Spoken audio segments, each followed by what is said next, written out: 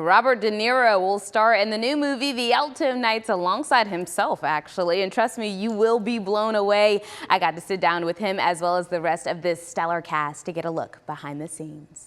You're going down a very dangerous road. And we ain't been down dangerous roads before.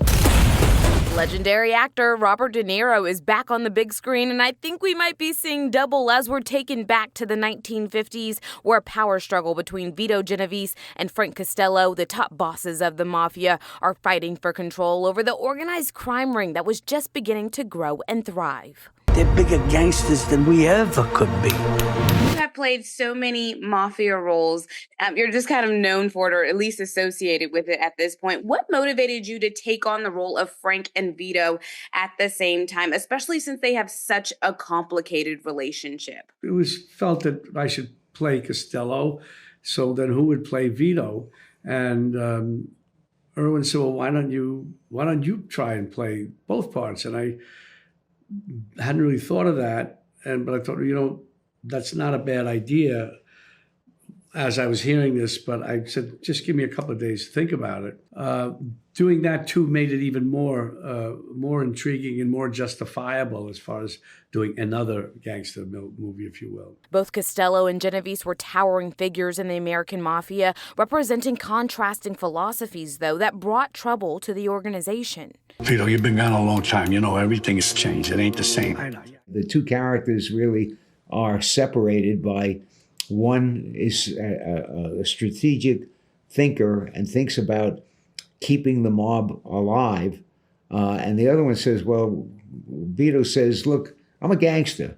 Anything is good. I can do anything I want as long as it pays off. And behind both men are brilliant mob wives that endure a world defined by secrecy and loyalty and often danger. What approach did you take to this dramatic role, and even in a way, a historic role? And did you face any challenges or rewarding moments as you got to know Bobby? All she did was smoke nonstop, so I wanted to make sure that my voice had some growl to it.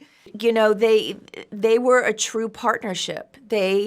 She was his consigliere. He treated her with incredible respect, and he respected her intellect. So they were an outlier, and she particularly was unlike any other mafia boss wife out there. But there were other mob wives out there, including Anna Genovese, known to be just as wild as her husband Vito. As I was watching that court scene, I could literally feel my hairs stand up on my arms. So did you find it hard to balance in between empowerment and vulnerability?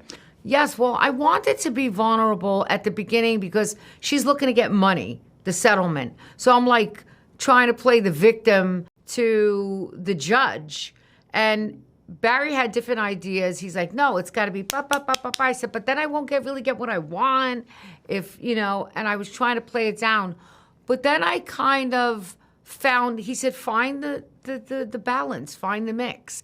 And I think that I did. And I think I especially did after I said, and after all this, Your Honor, I would take him back because I still love him. My heart, because you know what? Every woman has felt that way. Yes, exactly. This movie is so much more than just mobs and violence, but about the complexities of loyalty, power, and navigating growing a new business. Part of the story is about American heroes, people that start with nothing. Families don't have any money, the immigrant families, we're seeing that today too.